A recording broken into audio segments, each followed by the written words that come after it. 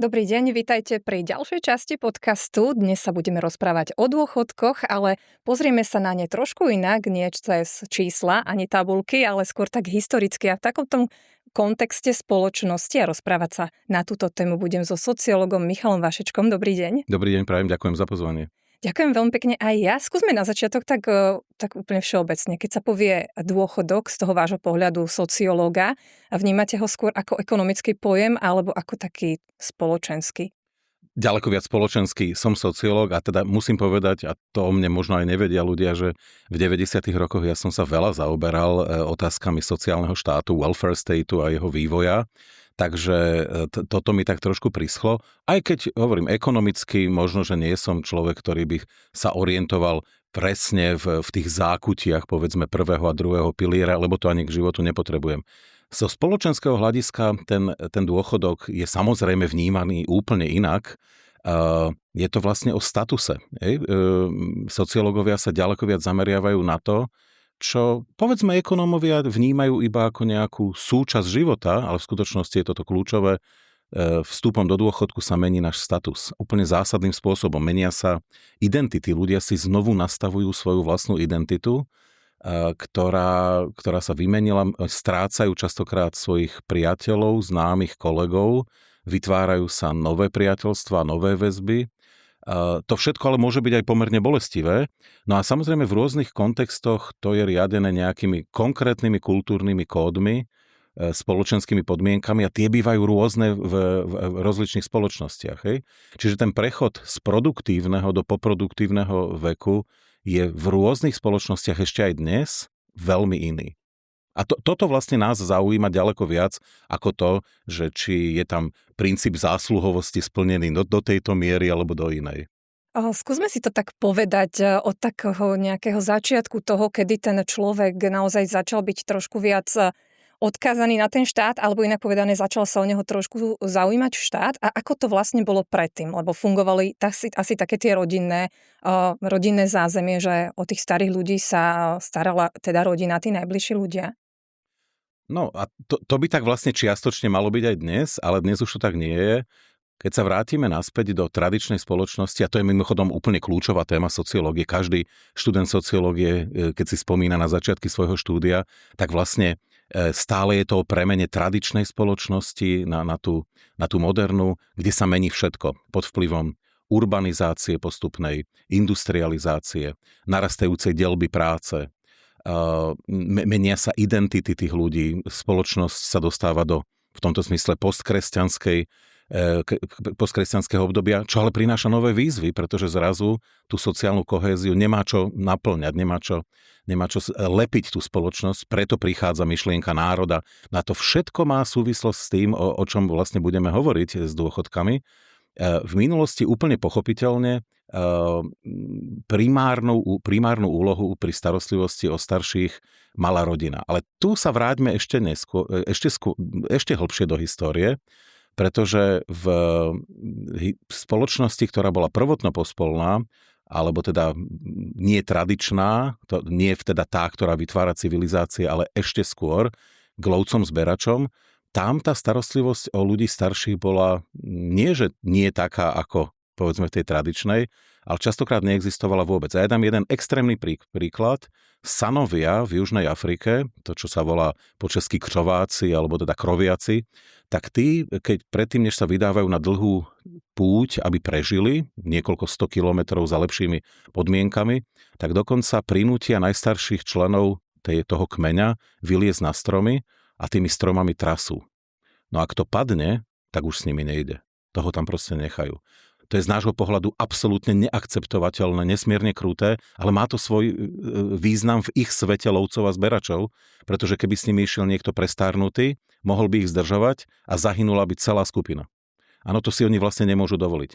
No, ale my sme už niekde inde, že? A to je samozrejme aj samotné kresťanstvo v našom prípade, neskôr teória, prístup humanizmu priniesli potrebu starať sa o našich prestarnutých členov spoločnosti, ale bola to doména rodiny, presne ako ste povedali. Bola tam prísna reciprocita. Najprv sa rodičia starajú o deti, potom sa deti musia postarať o svojich rodičov. Kto to nerobil, tak by bol vyhodnotený ako patologický. Áno, to bolo niečo nemysliteľné. Starší ľudia požívali veľkú úctu. Mimochodom o tých starších sa starala častokrát multigeneračná rodina, ale pozor, tí starší tiež mali svoje funkcie. Už nemohli pracovať povedzme na poli intenzívne, tak vykonávali iné funkcie. Strážili majetok napríklad. Proste nejaké funkcie stále mali. A to bolo veľmi dôležité aj preto, že kým máte nejakú funkciu v spoločnosti, tak máte zároveň svoju dôstojnosť a zároveň ste v očiach ostatných ste potrební. To trošku, k tomu sa dostaneme samozrejme, a to je dnes trošku problém s tými ľuďmi, ktorí sú na dôchodku, že oni niekedy majú pocit, že už sú nepotrební a bohužiaľ spoločnosť im to vlastne aj tak naznačuje, že no tak teraz vás musíme platiť a vlastne na čo vy ste tu. To tradičná spoločnosť nemala. A toto sa veľmi zmenilo. Trošku sa ešte vrátim až do toho obdobia tých lovcov a zberačov. Vy ste to tak povedali, že už dnes by sme si to nemohli dovoliť, ale čítala som nejaké výskumy, že predsa len sa našli hroby, kde bolo zaznamenané, že sa starali aj títo pravekí ľudia o tých svojich blízkych, že teda nenechali ich len tak padnúť zo stromu a nič, ale teda boli tam aj nejaké určite spôsoby, ktorým sa starali o túto staršiu generáciu. Keď sa teda dostaneme trošku ďalej v tom našom období, už ste hovorili, že už sa ešte sa asi môžeme dostať skôr pred tú priemyselnú revolúciu, trošku, ako to vlastne ešte máme. Tu na tomto našom území asi nebol ten vývoj až taký rýchly, ako to bolo možno v tom západnejšom svete, tak úplne, že neišli sme takým istým tempom, tak trošku dlhšie sme tu žili v tých dedinách, tak trošku dlhšie sme sa mohli starať o tých našich blízkych. Áno, a v tomto zmysle nepoviem nič nové a nie je to rozhodne dehonestujúce, keby to niekto bral ako urážku. Slovenská spoločnosť je nepomerne tradičnejšia, tradicionalistická a v tomto kontexte je to iba dobre, pretože predsa len tu prežívajú isté predstavy z minulosti, ktoré hovoria o istom morálnom imperatíve, že o starších ľudí, seniorov sa treba postarať, mali by sa postarať ich deti. Samozrejme, že teraz tí, čo nás počúvajú, tak povedia, no dobre, ale to prináša rôzne výzvy. Moja mama mi zavolá, Jožko, príď mi pokosiť trávnik, nemá mi to kto urobiť. Jožko je vysoko postavený manažér vo firme, on naozaj nemá čas pokosiť ten trávnik. On by rád poslal svojej mamičke nejakú službu, ale mamička nebude akceptovať tú službu, ona chce, aby Jožko to pokosil. To samozrejme vytvára nejaký tlak, ktorý mladšia generácia má občas problém zvládnuť, ale znovu, to, že my sme boli oneskorení v čase, to nie je žiadna tragédia. A navyše, hlavne v 20. storočí, my sme veľmi rýchlo doháňali to zanedbané. Tak skúsme si to rozobrať na drobné. V Habsburskej monarchii, v Starom Uhorsku, samozrejme, že neexistoval žiaden jednotný centralizovaný dôchodkový systém, ale pozor, štát sa o niektorých ľudí vedel na dôchodku postarať. To vychádzalo ešte od Márie Terézie, tam boli takzvané niečo, čo sa volalo penzíne normály, ktoré boli stanovené niekde tak na 40% toho predchádzajúceho príjmu, pokiaľ ten človek odrobil ako úradník aspoň 10 rokov. Ale to bolo iba pre úradníctvo a to bola veľmi úzka skupina, to nebolo tak rozšírené ako dnes. Niektoré cechy, manufaktúry mali svoje penzíne pripoistenia, to aj v Uhorsku už ku koncu fungovalo 19. storočia, ale drvivá väčšina ľudí samozrejme nebola poistená a o všetko sa teda mala starať rodina. V preklade, ak tí ľudia nemali nehnuteľnosť, s ktorou mohli nejak narábať, to znamená aspoň nejaký kapitál a nemali rodinu, tak skončili v absolútnej chudobe. A neboli vylúčené ani prípady, že tí ľudia boli naozaj veľmi hladní. No a vtedy nastupovala nejaký typ charity, ktorý v tom našom kontexte mal predovšetkým podobu katolíckej charity alebo evanjelickej diakónie, alebo možno niekde na východe nejakej ortodoxnej eucharistie, lebo to bolo jediné, čo tých ľudí mohlo vlastne zachrániť pred doslova hladom a smrťou. No a toto bol systém, ktorý z nášho pohľadu sa zdá vlastne nesmierne krutý. štát vlastne nejako do toho nezasahoval, pričom v niektorých iných štátoch Európy už tie systémy sa rozbiehali. A tam nepoviem nič nové, toto si myslím, že je všeobecne známa informácia, že prvý dôchodkový systém ucelený, centralizovaný, ktorý vlastne bol všeobecný, to znamená zasahoval celú populáciu, vytvorili Nemci, Bismarckovo Nemecko. On sa vyvíjal postupne 1883 až 1889. V 83. to bolo nejaké nemocenské poistenie, hneď potom invalidné a na konci práve to dôchodkové, kde zrazu všetci ľudia veľmi takým egalitárnym spôsobom boli zahrnutí do nejakej starostlivosti a to bolo úžasné, bolo to prvýkrát v histórii ľudstva, kedy vlastne tým, že ste boli občanom tej krajiny, tak vy ste si mohli byť istí, že si môžete nárokovať niečo, čo vás zachráni minimálne pred hladom, smrťou, zachráni vás aspoň na nejakej úrovni elementárnej. No a to bolo prevratné. A tiež treba povedať, že Bismarck zase nebol nejaký ľudomil. To som sa chcela presne spýtať, že či to bolo až také nezištné, lebo bolo to, myslím, delené na nejaké 3 časti, že niečo si odvádza človek, niečo dáva zamestnávateľ, niečo štát. A vlastne celé to vzniklo asi aj kvôli tomu, že bola tu teda nárast tej priemyselnej revolúcie, ľudia sa nám sťahovali z tých dedín do miest, hlavne mladí, a tí starí ľudia zostávali sami. Takže... To bola jedna dimenzia, no a druhá, ako to vždy býva, politická.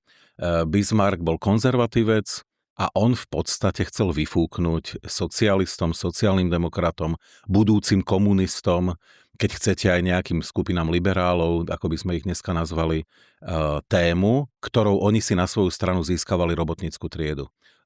Boli to práve socialisti, ktorí sľubovali ľuďom všeobecné poistenie, dôchodky, sľubovali im, by som povedal, rozšírenie vlastníctva výrobných prostriedkov. Komunisti dokonca teda zobratie výrobných prostriedkov zlým kapitalistom. Proste sľubovali rôzne skupiny, rôzne veci a Bismarck im v podstate tú tému úplne vyfúkol. Bol to on, kto ponúkol tieto služby. Mimochodom v tej konzervatívnej časti spoločnosti vtedajšej európskej to veľmi reflektovalo vlastne katolícku encykliku vatikánsku Rerum Novarum, ktorá vlastne sa obávala rastu socialistického hnutia a vlastne bola o tom, o snahe zladiť kapitalizmus s konzervatívnou náukou Vatikánu. No a v tom Bismarckovom prevedení sa to vlastne podarilo a treba povedať naprosto férovo, že povedzme Francúzsko, ktoré vtedy už bolo veľmi svetskou krajinou, socialistickou, sekulárnou a nepomerne modernejšou ako Nemecko, v skutočnosti toto nemalo až do niekedy 1910. A tak skutočne zaviedli všeobecné napríklad dôchodkové poistenie až po prvej svetovej vojne. Čiže mali vlastne 30 rokov boli niekde proste oneskorení. Vy ste povedali jednu takú vetu, že ten Bismarck nebol ľudomil. Mňa by celkom zaujímalo, lebo sľuby sú jedna vec, druhá je to, čo sa deje naozaj. On tam stanovil taký vyšší vek odchodu do dôchodku a ľudia naozaj mali pocit, že štát sa o nich postará, ale reálne koľko ľudí sa toho dôchodku dožívalo v tej dobe? No, to je úplne presne zásadná otázka. Iba pripomeniem, že dôchodok bol stanovený napríklad na 60 a ináč je to veľmi podobné, ako to bolo za prvej Československej republiky alebo v 50. 60. rokoch, kde, a zrejme sa k tomu ešte dostaneme, že ľudia vôbec sa snažili dožiť dôchodku. Áno, to bola méta, ktorú bohužiaľ častokrát nedosiahli mimochodom, lebo tak zdravotná starostlivosť bola úplne iná. Niektoré by som povedal, podmienky životné boli nepomerne náročnejšie. Čiže aj tá práca predsa len vo väčšine manuálna bola natoľko vyčerpávajúca, že ľudia boli naozaj zničení ďaleko skôr, ako do toho dôchodku vôbec mohli prísť. No ale ten systém Bismarckov bol navyše stanovený v čase, keď ako priebežný, to znamená, teraz ty nejak niečo odvádzaš do systému, no a automaticky sa to vypláca tým, ktorí sú dôchodcovia. To je systém, ktorý máme na Slovensku dodnes, čiastočne. On sa bral ako samozrejmý, no len on vlastne bol nesmierne optimistický, pretože on vôbec nebral do úvahy, že niečo sa demograficky stane s tou populáciou a že tá populácia začne klesať. Áno, vtedy vo všetkých krajinách Európy populácia rástla, všetky krajiny boli niektoré v druhej fáze demografickej tranzície, niektoré na začiatku prvej, ako napríklad Horné Uhorsko alebo Slovensko. Slováci vtedy prežívali obrovský populačný boom. V priebehu niekoľkých rokov sa takmer zdvojnásobil počet ľudí v tej krajine, myslím na začiatku 20. storočia. Napriek obrovskému vysťahovalectvu stále ľudí pribúdalo. No tak ja vlastne chápem, že keď to ľudia nazerali v takomto období, tak si hovorili, to je nezastaviteľné, stále bude ľudí pribúdať. No, keby oni vedeli, k čomu príde, tak myslím si, že by si dali veľký pozor, aby nastavovali niečo ako priebežný systém, pretože a zrejme sa k tomu dostaneme, tak ako je on nastavený dnes a ako vieme, že bude tá populácia klesať, tak je to absolútne neudržateľné a keby to chcel niekto udržať pri nezmenených ostatných politikách, tak tú krajinu v podstate ekonomicky zlikviduje. Ešte zostaňme trošičku v tomto období. Keď sa pozrieme na tú sumu, alebo teda tú výplatnú čiastku, ktorú dostávali tí ľudia v podobe dôchodku, čo sa z toho dalo všetko zabezpečiť? Asi to nebol taký nejaký slušný dôchodok. Nebol to slušný dôchodok a týkalo sa to dokonca, a teraz ani v Nemecku to tak nebolo, ale keď sa vrátite do Uhorska, tu niektorí ľudia tiež mali, ešte aj v tom systéme boli privilegovaní, iba niektorí máličko, nejakí úradníci dostávali niečo. Ja si spomínam z histórie, že napríklad Jozef Gregor Tajovský dostával niekedy v 60. rokoch 19. storočia 10 zlatých mesačne. No a za 10 zlatých mesačne mohol každý deň niekam ísť a zjesť obed. No to je sympatické, že môžete zjesť obed, no len už vám na iné nezostane. Hej? Čiže a mimochodom, samozrejme bola nejaká inflácia aj vtedy, čiže postupne z tých 30 obedov nakoniec boli 3, lebo ono sa to nevalorizovalo mimochodom, však to je príbeh aj dnešný, samozrejme, ktorý ľudia prežívajú.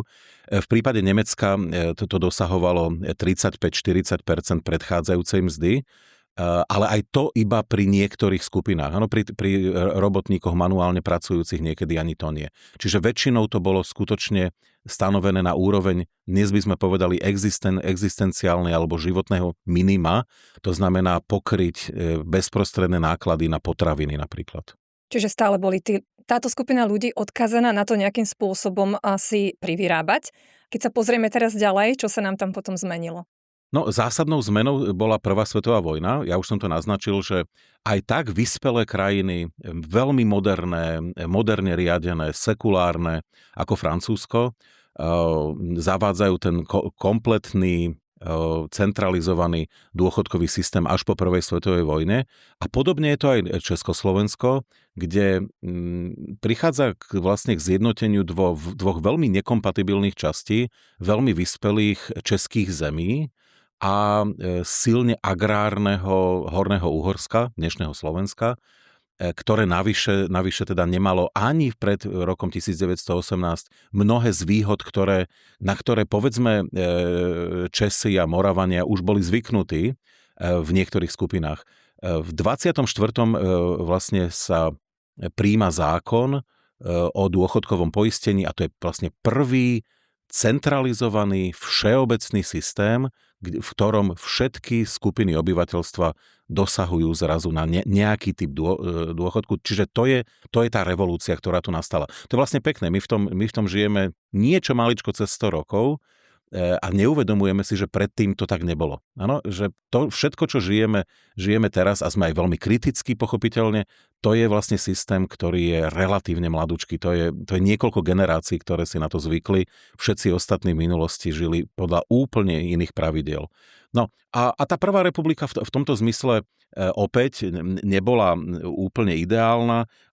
Ten vek odchodu bol stanovený na 60 rokov, po 20 rokoch odrobených. To by sa dneska ľuďom páčilo, že iba 20 rokov odrobených stačilo. No ale znovu, vtedy kto sa dožil 60-ky, tak si mohol gratulovať a respektíve už to vtedy nebolo až tak tragické, len problém bol s tým, s čím je problém aj dnes, či sa dožijete toho dôchodku v zdraví. V akom stave? V akom stave sa dožijete. Mimochodom, toto je kľúčová vec, a zrejme sa k tomu dostaneme, že ktorá odlišuje našich dôchodcov od dôchodcov v niektorých krajinách západnej Európy. To, že sa dožijete dôchodku pri veľmi vyspelej zdravotnej starostlivosti, sa považuje tak trošku za samozrejmosť už dneska. No len problém je, že väčšina našich dôchodcov už je chronicky chorá To neznamená, že obrazne povedané zajtra musia zomrieť, ale už sú chronicky chorí. Tá kvalita života už je nejaká iná. Presne tak, kvalita života je nepomerne nižšia, kdežto v Nemecku, vo Francúzsku, v škandinávskych krajinách oni sa mnohí tí dôchodcovia dožívajú dôchodku v plnom zdraví, čo otvára priestor preto, aby napríklad niektorí z nich mohli rozvinúť naplno poslednú časť svojho života, ale rozvinúť ju naplno v nejakom dobrovoľníctve, starostlivosti o komunitu. Môžu možno dokonca rozvinúť niečo nové, čo v živote nestihli. Niektorí z nich môžu písať knihu, iní vybudovať v záhrade niečo veľmi výnimočné, po čom vždy túžili. To je jedno, kto čo urobí, ale môžu tieto sny naplňať. Naši dôchodcovia nie nevyhnutne a nie všetci. Bohužiaľ. K tomu sa ešte dostaneme, pretože naši dôchodcovia súčasní sú naozaj tak niekde ako keby ešte zakorenení v tom, že stále si na niečo šetria aj na tom dôchodku a v podstate celý život ako keby ešte aj na dôchodku šetria, ani nevedia na čo, len si odkladajú stále tie peniaze. Čiže to je taká súčasná generácia.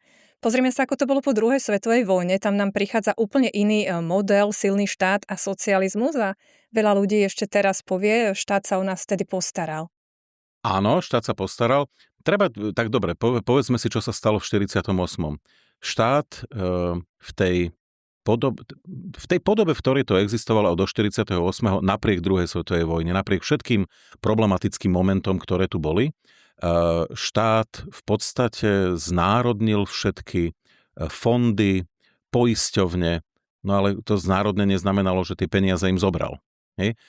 Na to niekedy ľudia zabúdajú, že ono sa tomu komunistickému štátu vlastne začínalo celkom dobre, pretože zobral peniaze z rôznych inštitúcií, kde sa oni ukladali celé desiatky rokov.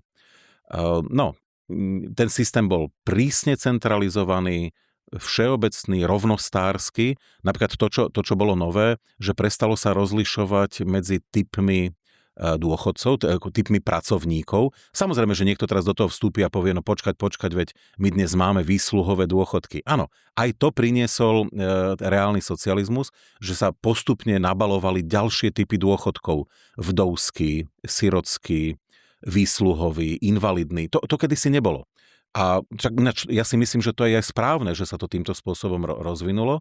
Len problém bol trošku v tom, že sa zotreli rozdiely medzi typmi dôchodcov a v tomto zmysle prinieslo to istú tenziu medzi ľudí. Dobre všetci vieme, koľko diskusí vlastne vidíme vo svojom okolí, ako ľudia si závidia tie dôchodky, pripomienku, ale veď čo ten takého vykonal za života, že teraz má taký dôchodok, ja som tak strašne pracoval manuálne ťažko. Áno, v tomto zmysle nie je to úplne ideálne, pretože to prináša veľa neporozumenia medzi ľudí. Ale na druhej strane tá snaha priniesť rovnostársky model odstránila niektoré predchádzajúce nerovnosti a nespravodlivosti. To treba férovo povedať. Tu sa už asi dostávame aj k tomu, že toho dôchodku sa viacerí teda dožili. A máme tu ešte taký jeden fenomén, vy si to už spomenuli, že v tej staršej spoločnosti alebo tie roky dozadu hlbšie mali rodiny viacej detí. Tu boli ženy možno trošku motivované, že čím viac detí, tým skorší odchod do dôchodku, tak ženy odchádzali do dôchodku aj myslím okolo nejakých 54 rokov, alebo teda relatívne aj takto vedeli odísť do dôchodku. Tak motivovalo to tie ženy? Motivovalo to ženy, samozrejme. Čiže v tomto zmysle ten dôchodkový systém sa vlastne prepojil s celkovými politikami štátu, napríklad propopulačnou politikou, ktorú systém reálneho socializmu mal. Ja som tiež súčasťou toho, čo sa tak všeobecne volá Husákové deti. Tam sa zabúda na to, že tie rôzne popudy mať viac detí trochu pomohli, ale oni to nezmenili zásadne. Ano, ja by som tým pádom, ďakujem, že ste mi nahrali, pripomienkoval ľuďom, ktorí stále myslia, že ten režim bol úžasný v tomto. Ja si myslím, že to robil správne ten režim, nemám vlastne pripomienky k tomu, ale to nie ten režim takýmito popudmi zvýšil tú pôrodnosť. Slovensko sa vtedy nachádzalo jednoducho v tretej fáze demografického prechodu. To bol posledný vzostup a postupne to ide dolu. Mimochodom, tie Husákové deti my budeme strašní chudáci na tom dôchodku, lebo nás to chytí ako prvých, ak sa nezmenia politiky, tá situácia, že nebude z čoho na tie dôchodky proste prispievať. Čiže fajn, že to vtedy sme vybehli, len paradoxne to, že je nás toľko, tak nám to padne veľmi silne na hlavu. Čiže ale späť k vašej otázke. Áno, ten systém reálneho socializmu vlastne priniesol aj moment, ktorý bol motivačný. Ono sa to potom opakovalo aj po 89. Áno, tá motivácia byť súčasťou systému, napríklad platiť do sociálnej poisťovne po roku 95 a podľa toho, koľko zaplatím, podľa toho budem mať aj dôchodok. To svojím spôsobom nadväzuje na predchádzajúce spôsoby motivovania ľudí. A znovu treba pripomenúť, v tom predchádzajúcom období za Prvej republiky alebo v tom bismarckovskom Nemecku, tak toto nefungovalo. Áno, tá motivácia v tomto zmysle nebola, pretože všetko bolo nafixované na samotnú otázku občianstva. A ešte stále sme v takomto modeli, že je to nejako paušalizované, že nezarába niekto na tom dôchodku, bo nezarába. Nedostáva nejak výrazne viac aj počas teda tohto obdobia. Nech mal hociakú funkciu, bolo to limitované do. Áno, samozrejme, že to je limitované a to je svojím spôsobom aj správne, pretože že znovu tam je veľmi nebezpečné, keď ľudia zistia, že niektorí ľudia majú dôchodky, ktoré sú ďaleko by prevyšovali ich príjem počas práce, lebo mimochodom, keď sa bavíme o tom, čo je extrémne demotivujúce pre ľudí, tak to je to, čo sa volá pracujúca chudoba. Chudoba, ktorá vlastne by nemala byť, pokiaľ vy pracujete, tak by ste mali mať taký plat, ktorý vás neodsúdi do chudoby. Na Slovensku ale máme pracujúcu chudobu.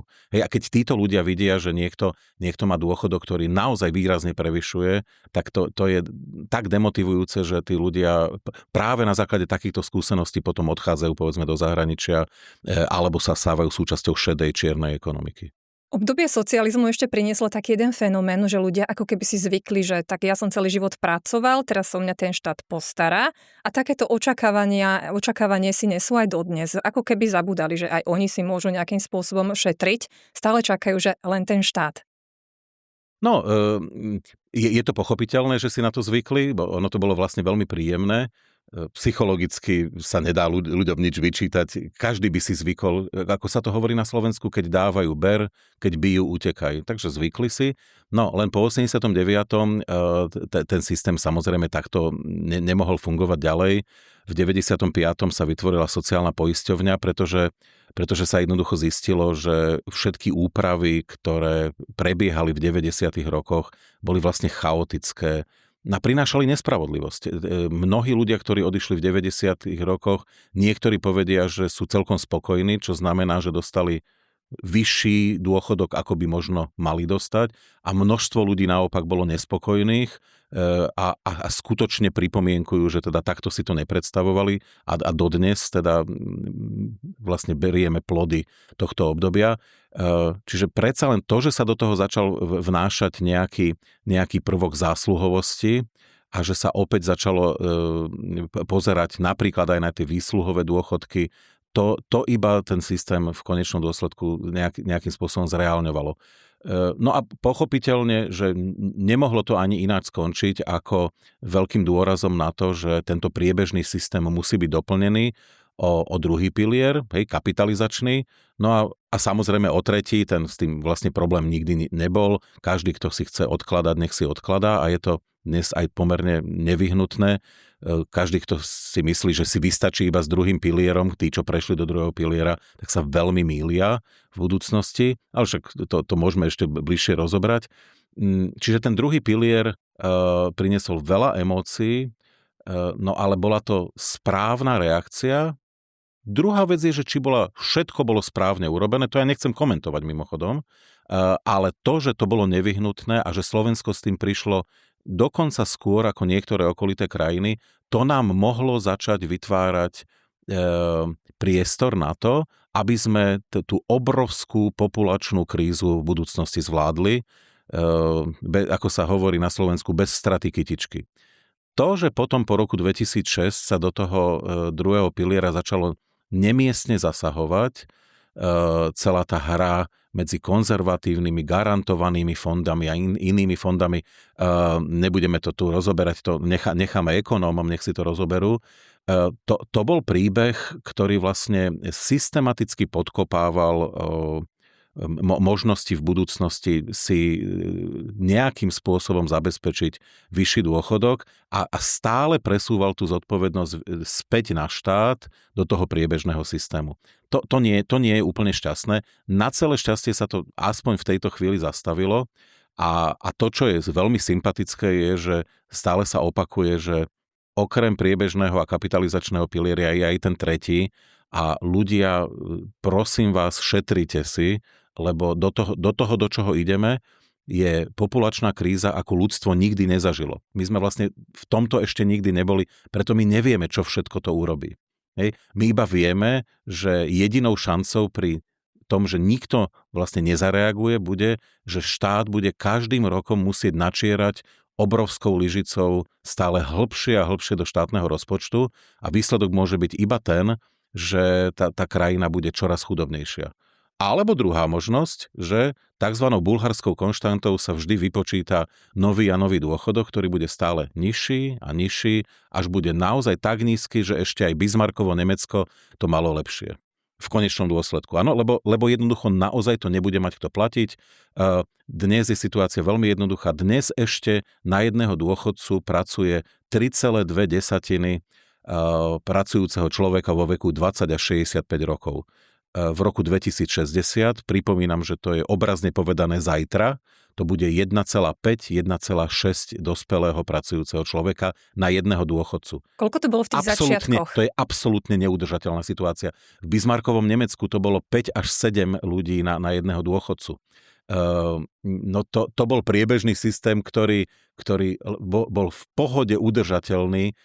To nikto ani nemusel kontrolovať, to sa jednoducho sypalo do tej kasy a z druhej strany to mohlo vytekať, koľko chcelo. Ale máme tu v súčasnosti teda viac premenných. Jedno je, že je nás stále viac, na druhej strane máme stále menej tých detí, ale teda ten ďalší faktor je, že sa dožívame oveľa viac rokov. Hovorí sa, že prvé storočné dieťa sa už dávno narodilo, že a bude ich stále viac a viac, tak ako to teda bude vyzerať? Na čo nás čaká z toho spoločenského významu alebo v kontexte spoločnosti? Každým rokom sa bude predĺžovať priemerná dĺžka života. Vieme to, vidíme to, vieme presne, nevieme to presne povedať, ale vieme to pomerne presne odhadnúť, koľko to bude povedzme v roku 2050, v prípade Slovenska. Napriek všetkým civilizačným chorobám, ktoré nás všetkých spoločne trápia, by to malo byť už vysoko cez 82 rokov. Teraz samozrejme spriemerované, lebo v prípade žien je to vždy viac ako v prípade mužov. Vy ženy jednoducho ste odolnejšie a dožívate sa viac. Bude sa prudko zväčšovať počet ľudí, ktorí budú seniori a ktorí v tomto zmysle budú odkázaní na nejakú pomoc. Na dôchodky z 1., 2., 3. piliera budú odkázaní možno znovu na tie rodiny. Ono je to vlastne paradoxne šanca. Kríza ako šanca. Znovu skúsiť prebrať niektoré väzby vo vnútri rodín, ktoré už odišli, pretože jednoducho ten systém nebude schopný pokryť to, čo pokrýval v minulosti, všetko na 100%. Áno, čiže znovu, ak niekto dnes volá po nejakom prvke tradicionalizmu, tak ja hovorím výborne, keďže tie dôchodky, pokiaľ sa nepostaráte veľmi šikovne o druhý pilier a samozrejme o tretí, tak budete mať pomerne nízke, no ale to vám otvára šancu. Dobre si vychovajte deti, investujte do nehnuteľností, ktoré môžete potom predať prípadne. No a investujte do dobrých vzťahov, do vrúcnych vzťahov v rodine, lebo to je to, čo môže vlastne nás zachrániť. No a tým vlastne teraz sa tak priznávam, že tá tradičná spoločnosť vlastne nemala iba nejaké negatívne prvky, lebo toto bol ten jej veľmi silný pozitívny prvok. Vy ste povedali, že v tých západných krajinách tí dôchodci si viacej užívajú ten dôchodok, že sú v takom stave väčšej vitálnosti. Nemôže sa naozaj stať aj to, že teraz všetci budeme v tom stave väčšej vitálnosti a tak sa povie, tak robme do 80-ky. Áno, tá vitálnosť bude zrejme väčšia a ja to všetkým aj sebe prajem, aby to tak bolo. Bude sa predĺžovať aj vek, nepochybne, ale pozor, on sa nebude dať predĺžovať do nekonečna, čiže je veľmi reálne, že on sa môže v niektorých krajinách, na Slovensku nie, aspoň zatiaľ, ale niekde sa môže stabilizovať okolo 70-ky, to je úplne reálne. veľmi, veľmi cez toto nepôjde, lebo zrazu by tam na individuálnej úrovni posudzovanie by bolo veľmi problematické. Tie rozdiely medzi ľuďmi, tie nožnice sa budú otvárať a v každej spoločnosti niekto bude vitálny do 95-ky a niekto už nebude stíhať ani do tej 65-ky to ťahať. Máme rozdielne životné štýly a máme rozdielne predispozície, aj biologicky. Takže v tomto ten systém zase nemôže byť rigidný a nemôže byť brutálny.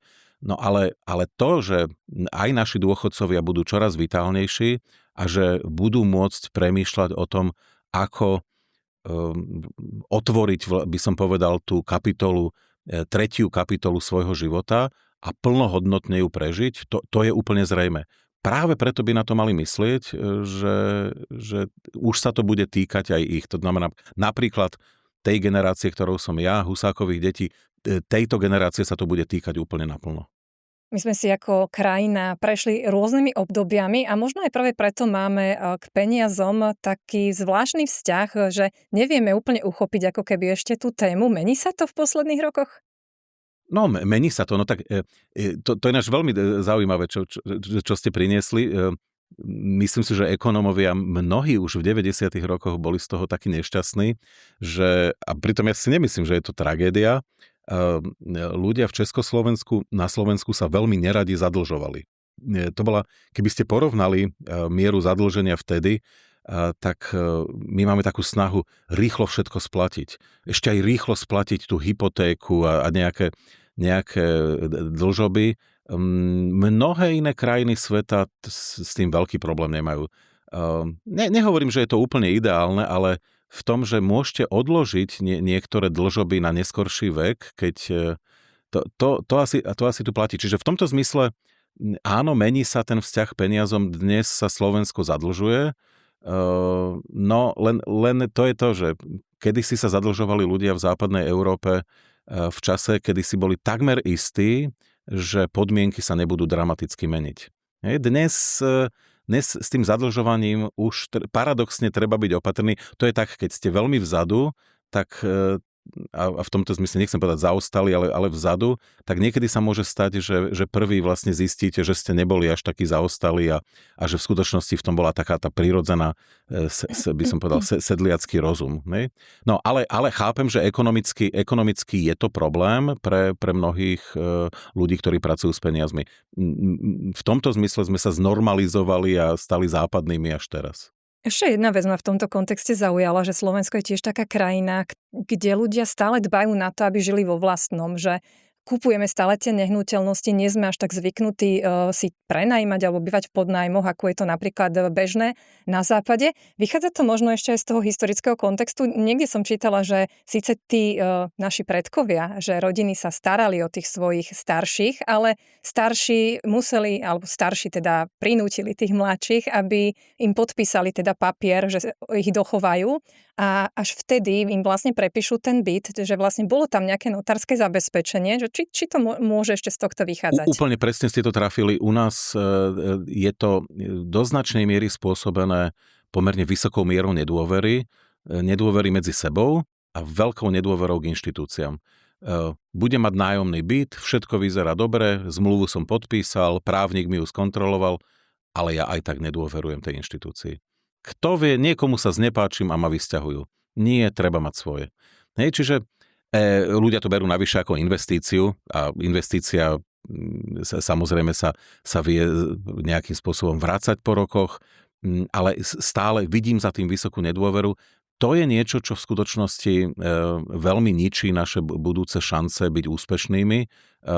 Iba pripomeniem, všetky najúspešnejšie krajiny sveta majú nepomerne vyššiu dôveru k inštitúciám a medzi sebou, tú medziľudskú. Pokiaľ toto na Slovensku aspoň postupne začneme meniť, tak ten úspech sa musí dostaviť. Ktorá generácia to môže zmeniť? To bude veľmi postupné a znovu, ja nechcem ľudí tým obťažovať. Slovensko trošku uviazlo v tom, čo my sociológovia voláme anómia, taký ten pocit beznormnosti, rozkladu normatívneho systému. On je vlastne strašne nebezpečný. To je doslova rakovina spoločnosti, ktorá tú spoločnosť rozožiera znútra. je vystavaná na obrovskej nedôvere, nielen k tomu, čo som povedal, k inštitúciám medzi sebou, ale napríklad dôvere v budúcnosť.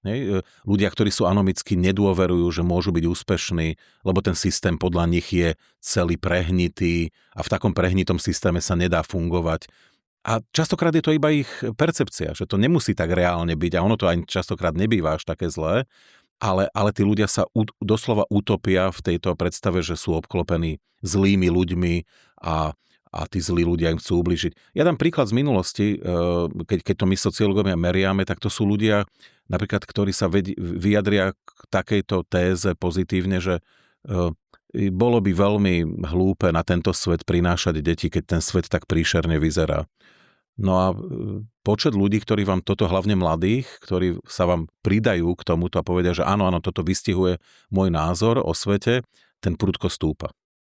Áno, no ale čiže vy tak silne nedôverujete svetu okolo seba, že si poviete, ale to by bolo naozaj hlúpe mať vôbec deti. No, ak sa toto v tej spoločnosti začne reprodukovať, tak ona naozaj má problém sa zreprodukovať sama, dokonca aj fyzicky, ale aj mentálne. Áno, lebo vlastne, čo zostane? Zostane trochu cynizmu, trochu nihilizmu a vlastne taká tá snaha, že treba dožiť ten svoj život, veď už bude iba horšie. Áno? A dobre už bolo. No, ak je spoločnosť nastavená takto, no, veľké výsledky mať nebude.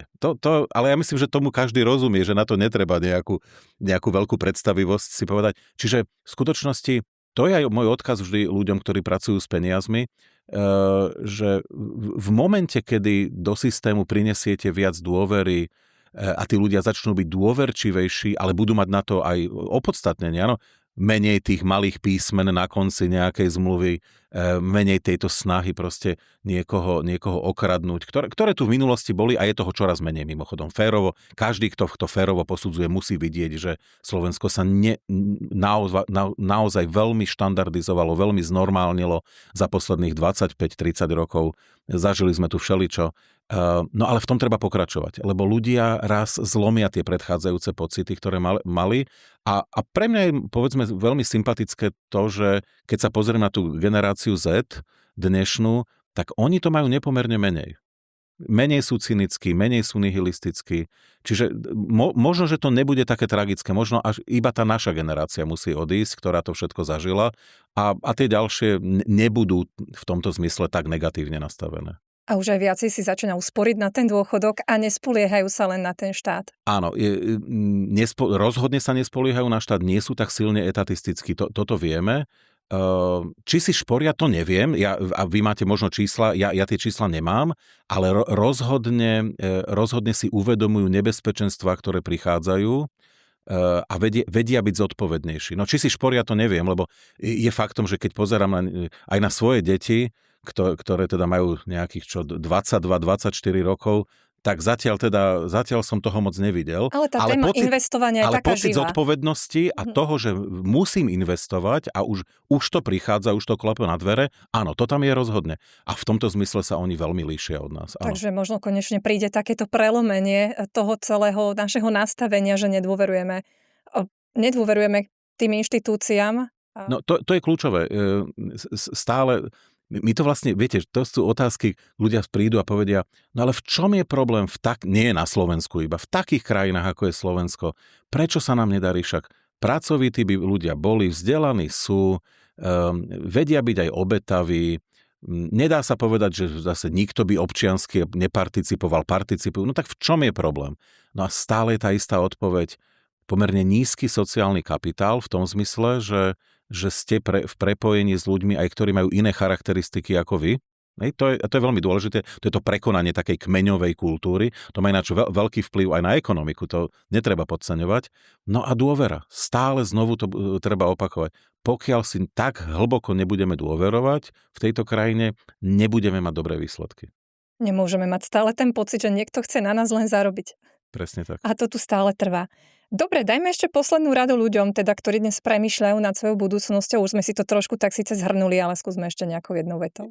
Ja môžem iba povedať, ako o tom rozmýšľam ako človek, ktorý tak má ďaleko po 50-ke, blížim sa k tomu dôchodkovému veku. No a hlavne mám preštudované, by som povedal, to, čo predchádzalo situácii, v ktorej sme dnes. Je mi úplne jasné, že priebežný systém dôchodkový, teda ten, kde sa štát staral o svojich ľudí, ten už teraz dodýchava, ale veľmi skoro dodýcha úplne. Je nemysliteľné, aby sa udržal v tej podobe, ako bol.